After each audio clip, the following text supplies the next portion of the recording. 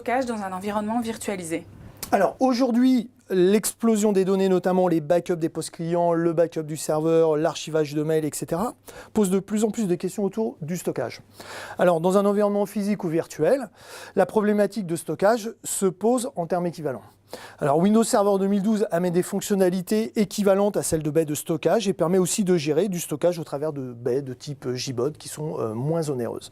Alors tout le monde sait bien évidemment ce qu'est une baie JBOD. Une baie JBOD, c'est une baie de stockage sans intelligence embarquée. Alors Windows Server 2012 permet d'optimiser le stockage en s'appuyant sur la virtualisation de stockage. Donc dans un premier temps, j'installe mon système d'exploitation sur un RAID hardware de mon serveur. Ensuite, j'ai du stockage, peu importe la technologie du stockage, que ce soit du SAS, du SATA, du stockage attaché direct au serveur ou éventuellement une baie de stockage de type JBOD.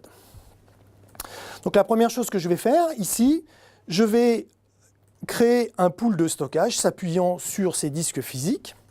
Ensuite, sur ce pool de stockage, je vais créer un espace de stockage qu'on peut appeler aussi disque virtuel. Sur ces disques virtuels, je vais gérer la problématique de résilience ou la problématique de continuité en faisant du RAID 5, du RAID 0, du RAID 1, du RAID 2 way ou du RAID 3 way. On amène aussi des fonctionnalités de surallocation de stockage qu'on appelle le sync provisioning. Et ensuite, je vais mettre mes volumes Windows et puis ensuite, je vais stocker donc, mes datas, mes informations, que ce soit des environnements virtuels, de la base de données SQL ou simplement du fichier. Windows Server 2012 amène aussi des fonctionnalités de déduplication. Donc la déduplication, c'est le fait de stocker une fois l'information, ce qui va me permettre d'optimiser la place sur mes serveurs et bien évidemment d'optimiser mes coûts. Donc là, Pierre, ce que tu es en train de me dire, c'est que j'ai plus besoin d'acheter de baies de stockage. Pour certains scénarios, oui. Donc plus besoin de baies de stockage pour faire du live migration, donc le fait de pouvoir bouger à chaud une machine virtuelle vers un autre serveur. Donc j'ai besoin de faire une opération de maintenance sur un des serveurs. Je ne vais pas arrêter la production, je ne vais pas arrêter mes machines virtuelles, mais je vais simplement les bouger à chaud sans interruption de service de CVM. Alors maintenant, plus besoin de baies de stockage pour stocker les VM sur un partage réseau avec Windows Server 2012.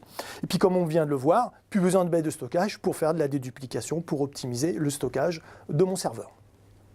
Quelles sont les capacités de stockage réelles d'un disque virtuel, d'une machine virtuelle?